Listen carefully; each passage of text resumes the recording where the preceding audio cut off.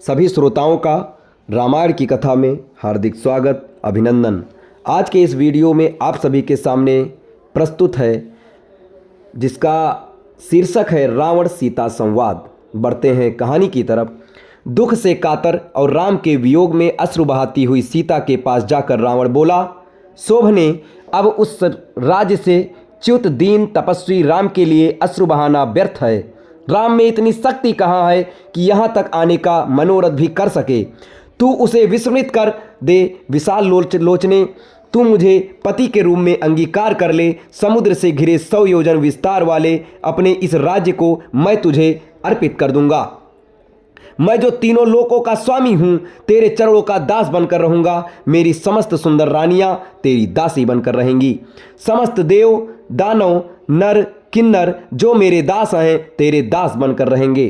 तेरे पहले के दुष्कर्म तुझे वनवास का कष्ट देकर अब समाप्त हो चुके हैं और अब तेरा पुण्य कर्म ही शेष रह गया है। अब मेरे साथ यहाँ रहकर समस्त प्रकार के पुष्पहार, दिव्य गंध और श्रेष्ठ आभूषण आदि का सेवन कर। सुमुखी, तेरा ये कमल के समान सुंदर, निर्मल और मनोहर मुख शोक से पीड़ित होकर शोभाहीन हो गया है। मुझे स्वीकार करके उसे पुनः शोभायमान कर।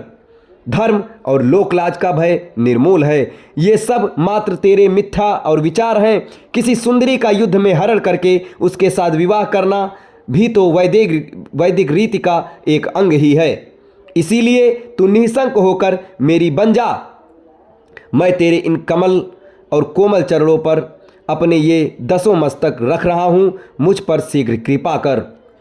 रावण के इन वचनों को सुनकर शोक से कष्ट पाती हुई वैदेही अपने और रावण के बीच में तिनके का ओट करके बोली, हे नराधम, परम पराक्रमी, धर्मपरायण एवं सत्य प्रतिज्ञ दशरथ नंदन श्री रामचंद्र जी ही मेरे पति हैं। मैं उनके अतिरिक्त किसी अन्य की ओर दृष्टि तक भी नहीं कर सकती। यदि तूने मुझे बलपूर्वक मेरा अपहरण किया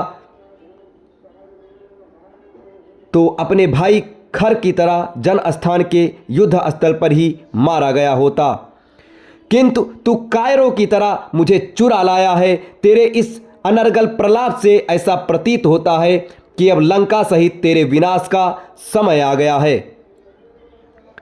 तू इस भ्रम में मत रहे कि यदि देवता और राक्षस तेरा कुछ नहीं बिगाड़ सके तो राम भी तुझे नहीं मार सकेंगे।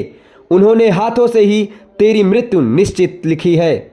अब तेरा जीवन काल समाप्त प्राय हो चुका है। तेरे तेज, बल और बुद्धि तो पहले ही नष्ट हो चुके हैं, और जिसकी बुद्धि नष्ट हो चुकी होती है ना, उसका विनाश काल दूर नहीं होता।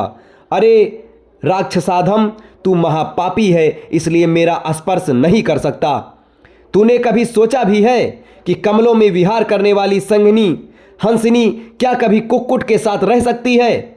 तू मेरे इस संज्ञा शून्य जड़ शरीर को बांध कर रख ले या काट डाल, पर मैं कलंक देने वाला कोई भी निंदनीय कार्य नहीं कर सकती। सीता के कठोर एवं अपमानजनक वाक्य सुनकर रावण कुपित होकर बोला, हे मनोहर हास्य वाली भामिनी, मैं तुझे 12 मास का समय देता हूं।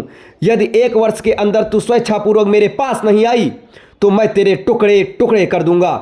फिर वह राक्षसनियों से बोला, तुम इसे यहाँ से अशोक वाटिका में ले जाकर रखो और जितना भय और कष्ट दे सकती हो तो। लंकापति रावण की आज्ञा पाकर राक्षसनियाँ सीता को अशोक वाटिका में ले गईं। अशोक वाटिका एक रमणीय स्थल था, किंतु पति वियोग और निशाचरी दुर्व्यवहार के कारण सीता वहाँ अत्यंत दुखी थीं।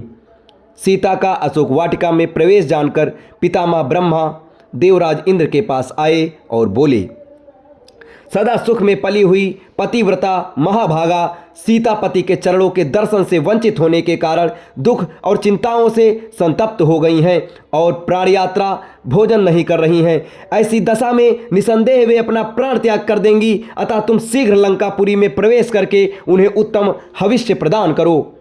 ब्रह्मा जी के आज्ञानुसार इंद्र तत्काल लंकापुरी पहुँचे। उन्होंने निद्रा देवी की सहायता से समस्त राक्षसों का मन मोहित कर दिया।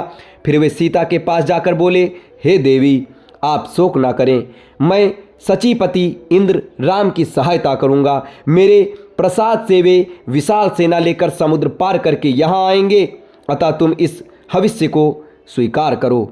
इसे खा लेने पर तुम्हें हजारों वर्षों तक भूख और प्यास संतप्त नहीं कर पाएंगे।